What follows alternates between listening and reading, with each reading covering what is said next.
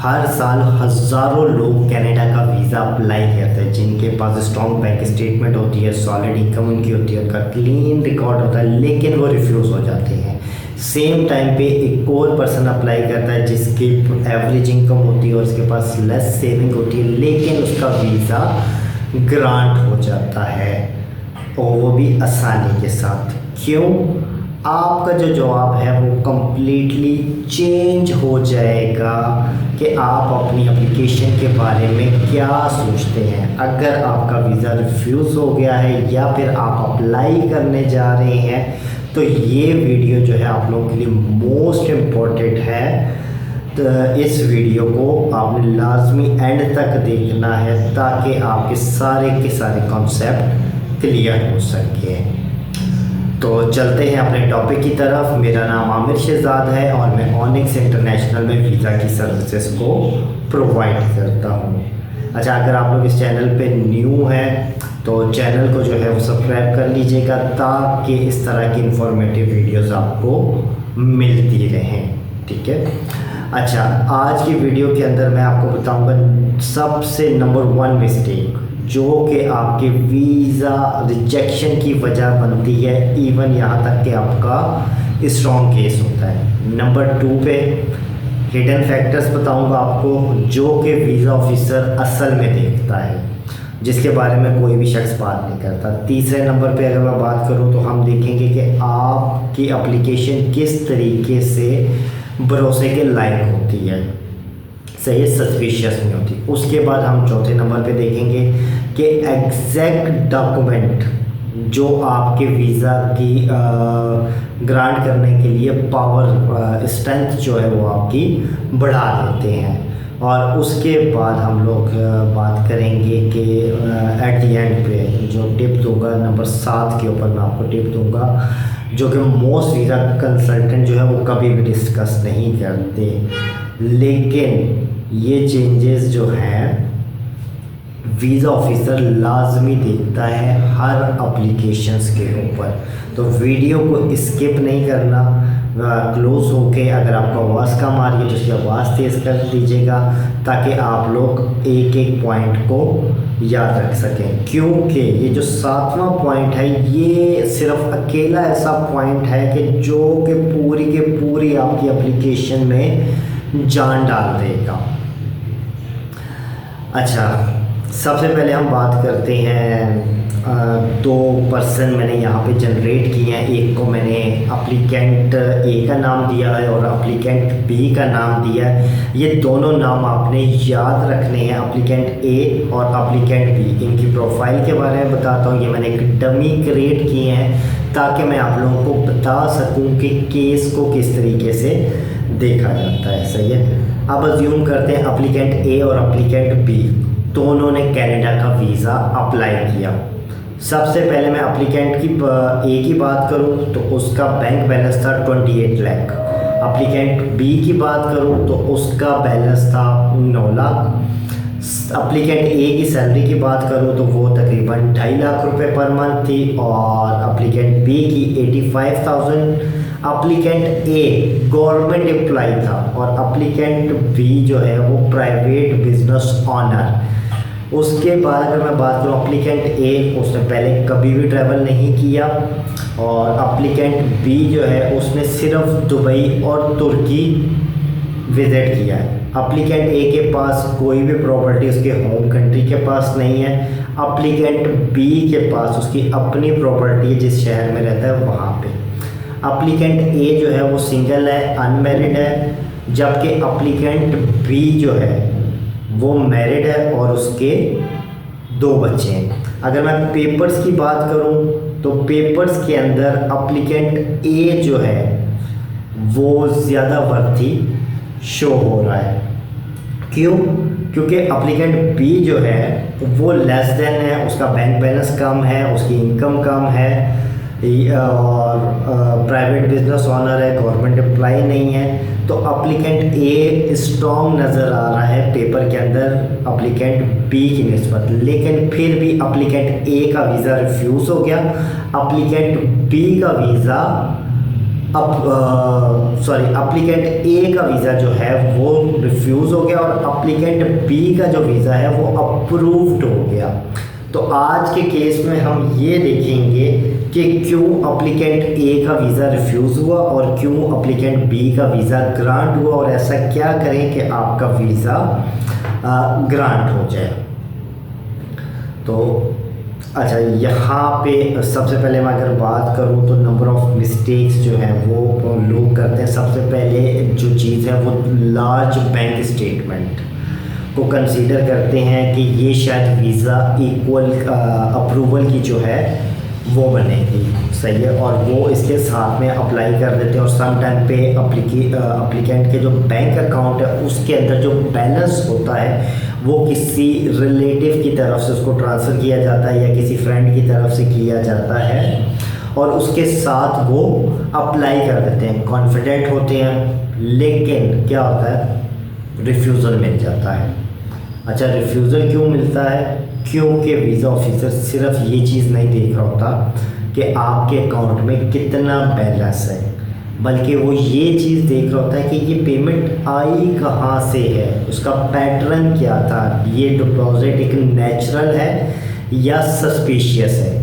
अच्छा, अचानक से अगर आप अपने अकाउंट के अंदर 10 लाख 20 लाख एक बड़ी अमाउंट है, वीज़ा अप्लाई करने से कुछ अर्सा पहले अगर रख लेते हैं अपने बैंक के अंदर, तो ये एकदम एक रेड फ्लैग मार्क करता है। रेड फ्लैग से क्या मुराद है कि वीज़ा ऑफिसर को ये क्लिक कर जाता है और वो इमीडिएटली आपकी सारी चीज़ें जो है ज़ीरो कर देता है और देन आपका वीज़ा रिजेक्ट कर देता है। क्यों? वीज़ा ऑफिसर वो ट्रेन होता है ऐसे पैटर्न के लिए, क्योंकि वो ये चीज़ हर रोज़ देखता है, वो ट्रेन होता है, ठीक है।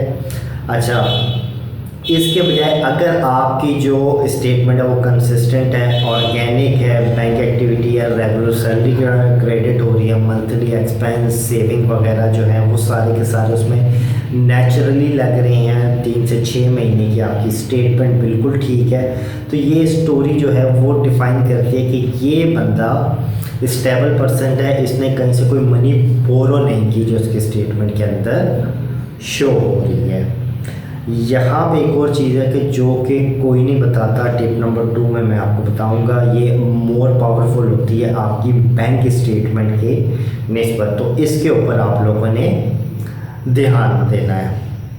अच्छा, मोस्टली यूट्यूबर क्या करते हैं, यहाँ पे इस पॉइंट को स्किप कर देते हैं और डायरेक्ट जो मैं आपको 3rd नंबर पे पॉइंट बताऊंगा आपको ये वहाँ पे ले जाएंगे। तो अब हम चलते हैं पॉइंट नंबर 2 जो है हमारे पास, आपका जो कवर लेटर है। कवर लेटर को मैं कहता हूँ कि ये आपकी हार्ट बीट होती है। अच्छा, मोस्टली एप्लीकेंट क्या करते हैं कि वो सिंपल डॉक्यूमेंट अपने सबमिट करते हैं और उसके अंदर कोई भी सिंगल वर्ड की भी एक्सप्लेनेशन नहीं देते, मतलब कवर लेटर लगाते ही नहीं। कुछ केसेस हैं जिसके अंदर मैं भी नहीं लगाता, लेकिन वो डिपेंड करता है कि किस केस पे लगाना है, किस केस पे नहीं लगाना। लेकिन ये मोस्ट इम्पॉर्टेंट चीज़ है जो ये सारी डिस्कशन कर रहे हैं, तो उसमें आपको पता चल जाएगा कि कवर लेटर आपने लगाना ही लगाना है। हम उसको डिस्कस नहीं कर रहे कहाँ पे नहीं लगाना, आपने हमेशा कवर लेटर लगाना है, सही है।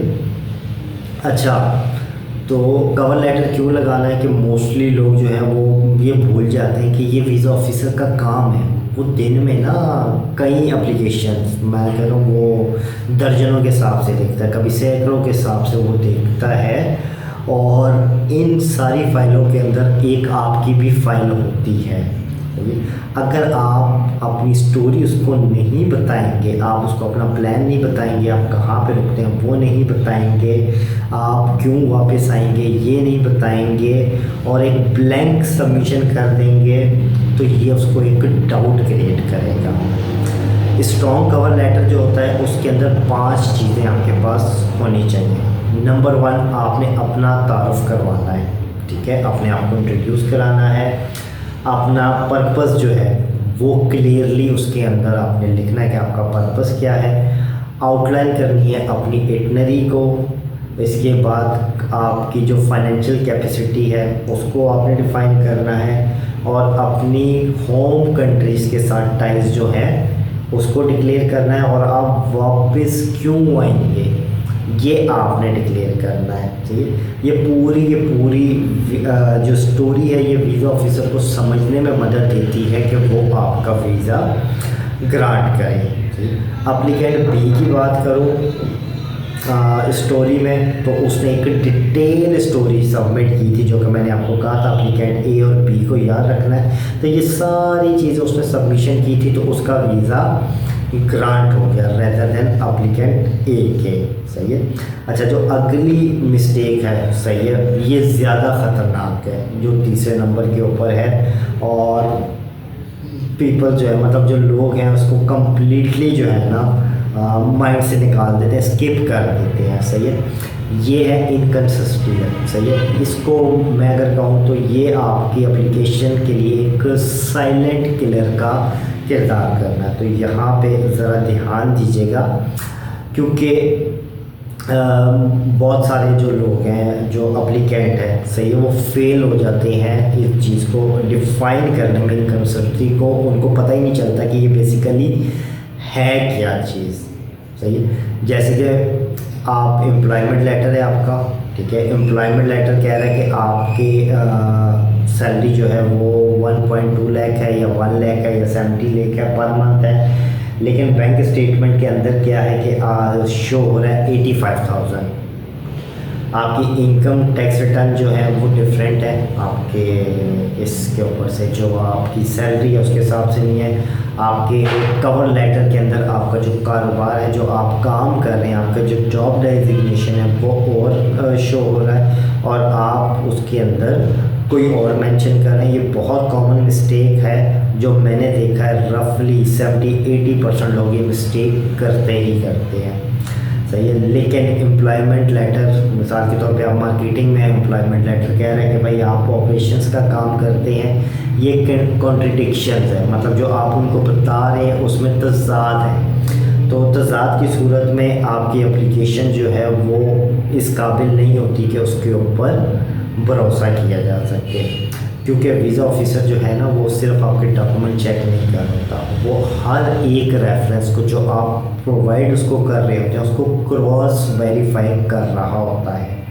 तो एप्लीकेशन जब भी आप अपनी सबमिट करें, उससे पहले सारे के सारे डॉक्यूमेंट्स को आप टेबल के ऊपर रखें या स्क्रीन के ऊपर रखें। जैसा कि मैं स्क्रीन पे रखता हूँ, मेरे पास कोई भी डॉक्यूमेंट आते हैं मैं सारे के सारे प्रिंट आउट करता हूँ, मैं टेबल पे रखता हूँ, मैं एक एक चीज़ उसमें चेक करता हूँ। उसमें एम्प्लॉयमेंट लेटर को चेक करें, पे स्लिप को चेक करें, बैंक स्टेटमेंट को चेक करें, टैक्स रिटर्न को चेक करें, एनओसी को चेक करें। अगर आप बिजनेसमैन हैं तो बिज़नेस के डॉक्यूमेंट्स को आप चेक करें। सही है, हर एक चीज़ को आपने प्रॉपर चेक करना है, और वो आपस में परफेक्टली मैच होने चाहिए। अगर आपको लगे कि भाई वो आपस में मैच नहीं हो रहे, सही है, एक या एक से ज़्यादा पॉइंट अगर मैच नहीं हो रहे, तो फिर आप वीज़ा अप्लाई ना करें, क्योंकि ये ट्रैगर करेगा वीज़ा ऑफिसर को कि वो आपकी एप्लीकेशन को रिफ्यूज़ कर दे।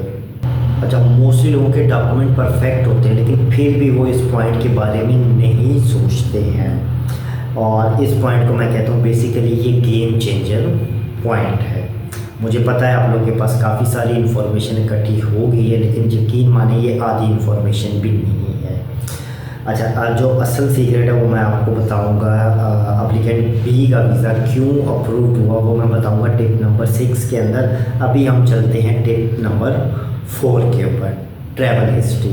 ठीक है, ये आपका मोस्ट वैल्यूएबल एसेट्स होता है। सही है। अच्छा, यहाँ पे मैं बताऊँ कि अगर आप लोगों ने ट्रैवल किया हुआ है किसी कंट्री के अंदर, लाइक शेंजन, यूके, यूएसए और यूएई, तो ये आप लोगों के लिए एक अच्छी या गोल्डन ट्रैवल हिस्ट्री है।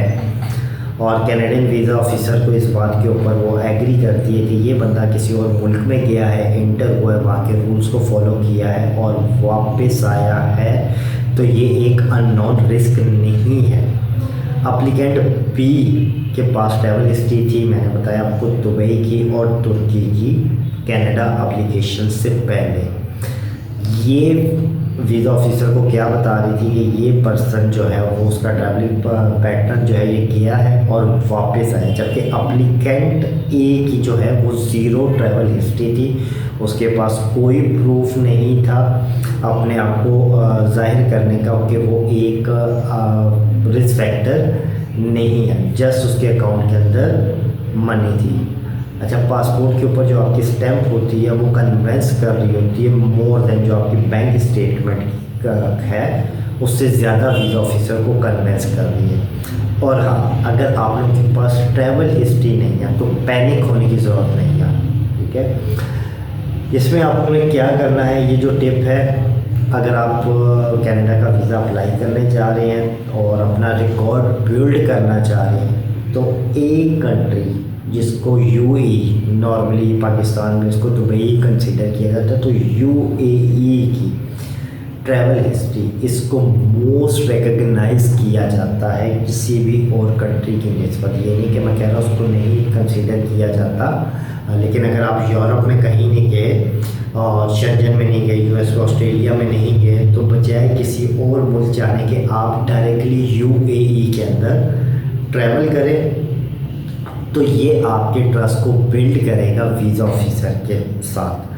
अब चलते हैं हम लोग टिप नंबर जो है 5 है उसके ऊपर, और ये भी मोस्टली कंसल्टेंट जो है वो मेंशन करना भूल जाते हैं, ठीक है। मिसाल के तौर पे आप वीज़ा ऑफिसर को सिंपल इतना लिख के देते हैं कि I want to visit Canada for tourism. ये सबसे वीकेस्ट जो आर्गुमेंट है जो आप राइट कर रहे हैं अपनी एप्लीकेशन के अंदर, और यकीन माने हज़ारों एप्लीकेशंस मैंने देखी हैं, उसके अंदर यही लिखा होता है I want to visit Canada for tourism या I want to visit for tourism X Y Z, इस तरह की ही जुमले लिखे जाते हैं।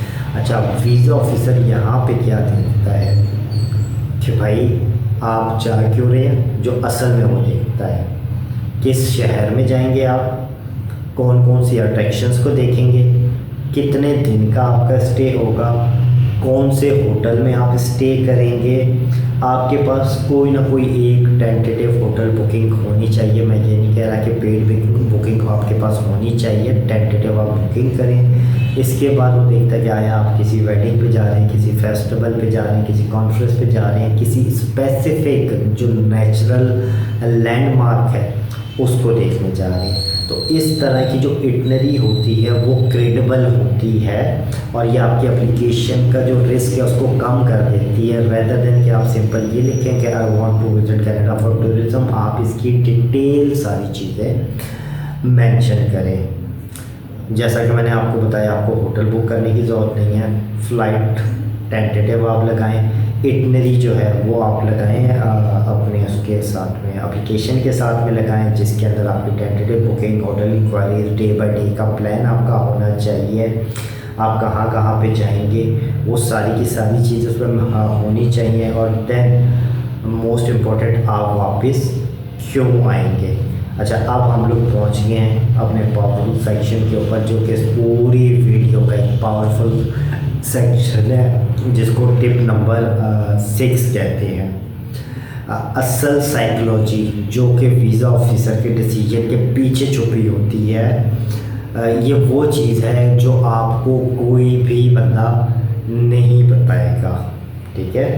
और ये वो चीज़ है कि जो कि सब चीज़ें चेंज कर देता है, कर देती है। अच्छा, वीज़ा ऑफिसर जैसा कि मैंने पहले बता चुका हूँ कि वीज़ा ऑफिसर वो सिंपल आपके डॉक्यूमेंट चेक नहीं कर रहा होता, वो ये चीज़ चेक कर रहा होता है कि एक्सेसिंग कर रहा होता है कि यार ये बंदा रिस्क तो नहीं है, आया ये बंदा वापस आएगा कि नहीं आएगा अपने विज़िट के बाद, और आपकी एप्लीकेशन जो होती है उसको वो आप कह लें कि उसके पास एक पैटर्न होता है जिसके ज़रिए वो देख रहा होता है। अब यहाँ पे आप लोगों ने क्या करना है, अपने आप से पूछना है कि अगर मैं कैनेडियन वीज़ा ऑफिसर हूँ और मैं किसी ऐसे बंदे के डॉक्यूमेंट देख रहा हूँ जिसके पास ना प्रॉपर्टी है, ना उसकी फैमिली है यहाँ पे, ना उसके बच्चे हैं, ना उसका बिजनेस है, और कोई ऐसी टाइल्स नहीं है जो उसके होम कंट्रीज़ के साथ हैं, तो क्या आप उसको वीज़ा ग्रांट करेंगे एज अ विजिटर? और आप खुद कहेंगे कि नहीं। क्यों? देखिए, वीज़ा ऑफिसर की जो जॉब है ना, वो वीज़ा अप्रूव करने के लिए नहीं है, ठीक है। वो आपकी वीज़ा अप्रूव नहीं करता, बल्कि वो क्या करता है, प्रोटेक्ट करता है कनाडा के जो बॉर्डर्स हैं उसको रिस्क से जो है ना प्रोटेक्ट करता है। अच्छा, ये क्यों करते हैं? होम कंट्रीज़ के साथ जो फैक्टर्स हैं आपके, अब उसको अपनी टाई कैसे करना है, सही है। यहाँ पे मैं आपको कुछ चीज़ें बता देता हूँ कि जो आपके रिस्क को रिड्यूस करेंगी। फैमिली टाइज के अंदर क्या है, आपके स्पाउस या आपकी बीवी या बच्चे कह रहे हैं आपकी होम कंट्री के अंदर है, ये आपकी टाइज को डिक्लेयर करता है। प्रॉपर्टी आपके पास है, आपकी अपनी है, सही है, लैंड है या कोई रियल एस्टेट में आपने प्रॉपर्टी ली हुई है, मतलब कहीं पे इन्वेस्टमेंट की हुई है, कोई प्लॉट लिया हुआ है, तो ये करता है। एम्प्लॉयमेंट आपकी है, कोई स्टेबल जॉब है, सही है, जिसमें साइन किया हुआ एनओसी लेटर अगर है तो ये भी टैक्स डिक्लेयर करता है। बिजनेस एक्टिव रजिस्टर्ड होना चाहिए विद टैक्स रिटर्न, तो ये आपकी टैक्स को डिक्लेयर करता है। आपके डिपेंडेंट कौन कौन है, सही है, आपके बच्चे हैं, आपके पेरेंट्स हैं, या कोई और ऐसा शख्स जिसको आपकी ज़रूरत है, आपकी फाइनेंशियली भी और आपकी फ़िज़िकली भी ज़रूरत है, तो ये आपकी टैक्स को डिक्लेयर करता है। इसके अलावा आपने कोई इन्वेस्टमेंट की हुई है, सेविंग की हुई है, या कोई लॉन्ग टर्म आपका कोई सेविंग अकाउंट है, या आपने कोई इंश्योरेंस वगैरह जो है वो आपने ली हुई है, तो ये सारी की सारी आपकी प्लस पॉइंट है।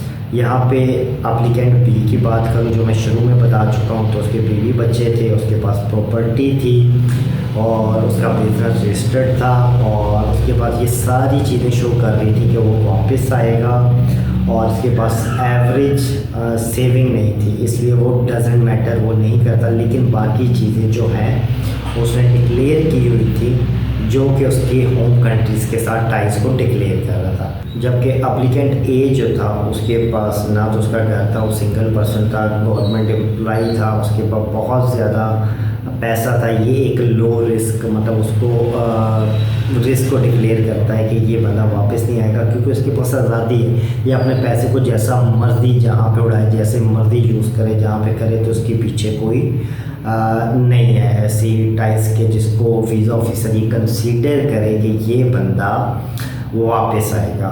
अच्छा, अब हम चलते हैं टिप नंबर 7 के ऊपर, और ये मोस्ट इम्पोर्टेंट है इस पूरी वीडियो का, तो आपने ये वीडियो एंड तक लाजमी देखनी है। टिप नंबर 7 की बात करूँगा तो यहाँ पे ये मोस्ट कंसल्टेंट जो हैं वो इस चीज़ को डिस्कस नहीं करते हैं, वो भूल जाते हैं, क्योंकि इसको वो अपनी चेकलिस्ट के अंदर रखते ही नहीं है, ठीक है, उसको कंसीडर ही नहीं करते। वो क्या है, आपका हर डॉक्यूमेंट जो है ये उसके लिए लाजमी है कि वो एक ही स्टोरी सुनाए। अगर आपका एक डॉक्यूमेंट एक स्टोरी सुना रहा है, दूसरा डॉक्यूमेंट दूसरी स्टोरी सुना रहा है, तो वीज़ा ऑफिसर जो है इस पर कंफ्यूज हो जाता है। वीज़ा ऑफिसर को अगर आपकी स्टोरी नहीं समझ आती विद इन 3 मिनट, सही है, तो वो आपकी वीज़ा एप्लीकेशन को रिजेक्ट कर देगा। यहाँ पे आपको क्या करना है कि उस तरीके से सोचें जिस तरीके से वीज़ा ऑफिसर सोचता है। मिसाल के तौर पे वीज़ा ऑफिसर ने आपकी फ़ाइल को ओपन किया, उसने आपका कवर लेटर देखा, उसमें उसने देखा कि भाई आप बिज़नेस ओनर हैं, 10 दिन के लिए जा रहे हैं, टोरंटो जा रहे हैं, आप कनाडा की मार्केट को एक्सप्लोर करेंगे। देन वो क्या करेगा, आपकी बैंक स्टेटमेंट को देखेगा, उसके बाद देखेगा कि बैंक स्टेटमेंट कंसिस्टेंट है कि नहीं, इसके अंदर बिजनेस डिपॉजिट्स हैं कि नहीं है। फिर उसके बाद वो आपकी बिज़नेस रजिस्ट्रेशन को चेक करेगा, देन वो आपकी प्रॉपर्टी के डॉक्यूमेंट को चेक करेगा, उसके बाद वो आपकी होटल बुकिंग को चेक करेगा, देन वो चेक करेगा कि आपने कितने दिन की जो है फ़्लाइट है जो है वो बुक की हुई है। फिर अगर आपके कोई फैमिली फ़ोटोग्राफ्स वगैरह हैं, आपने पहले कहीं ट्रैवल किया, फैमिलीज़ के फ़ोटोग्राफ्स हैं, कहीं पे आप आते जाते हैं, आप डोमेस्टिक भी ट्रैवल किए तो उसके अक्सर आप लोग फ़ोटोज़ वगैरह लेते हैं, तो वो भी अगर आप उसके साथ लगा देते हैं तो ये आपका प्लस पॉइंट हो जाएगा, सही है। और ये बेसिकली डॉक्यूमेंट की कलेक्शन नहीं है, ये आपकी एक स्टोरी है जो किसी भी बंदे को इजीली इस बात के ऊपर यकीन करने पे आमादा कर देती है कि ये कोई इमेजिन नहीं की हुई स्टोरी है, ये एक रियल स्टोरी है।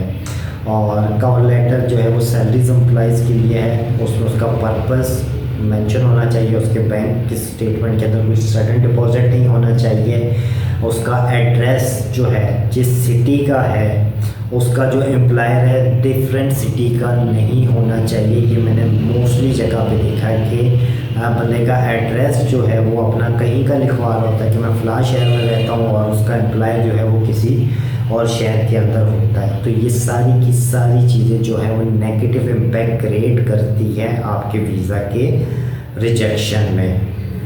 अच्छा, जब आप अपनी वीज़ा एप्लीकेशन सबमिशन करने जाएं तो आपने सारी की सारी एप्लीकेशन को रीड करना है और आपने ये अज्यूम करना है कि मैं इस बंदे को, अपने आप को अज्यूम करना है कि मैं इस बंदे को बिल्कुल भी नहीं जानता और मैं इसकी स्टोरी पे किस तरीके से बिलीव करूँ। अगर ये क्लियर स्टोरी है तो डेट्स इट, इसको ऐड कर लें। और अगर आपका आंसर नो है तो उसको अप्लाई ना करें। अगर आप नॉट श्योर हैं तो फिर इसको आप एक दफ़ा दोबारा से रिकन्सिडर करें। उसी सूरत पे सबमिट करना है जब ये आप लोग मेक श्योर हो कि आपका केस स्ट्रॉन्ग है। यहाँ पे अब मैं सारी चीज़ों को ऑल टुगेदर करता हूँ। कनाडा टूरिस्ट वीज़ा के जो 7 अप्रूवल के टिप्स हैं उनको करता हूँ कि आपने क्या करना है। सबसे पहले आपने क्या करना है कि कोई सडन डिपॉजिट नहीं करना।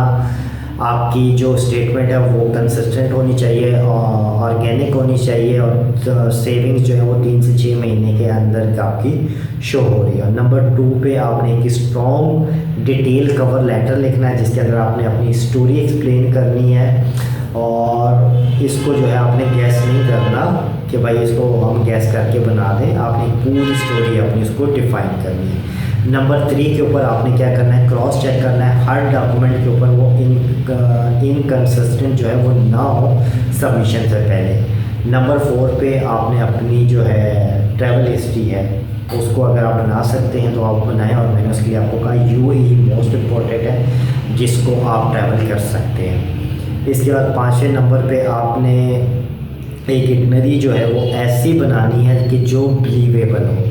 ऐसा ना हो कि आप एक पॉइंट लिख रहे हो कि मैं एक दिन इस पॉइंट पे जा रहा हूँ और दूसरे दिन आप दूसरा पॉइंट उस तरफ का रख दें और वीज़ा ऑफिसर अज्यूम करे कि भाई ये एक सीक्वेंस में क्यों नहीं है। तो जब आपके जो ट्रैवल इटनरी है वो एक सीक्वेंस में, मतलब आप एक तरफ जा रहे हैं तो फिर उसी तरफ से आप घूमते हुए बेशक ऊपर से आके वापस उसी पॉइंट पे आ जाए।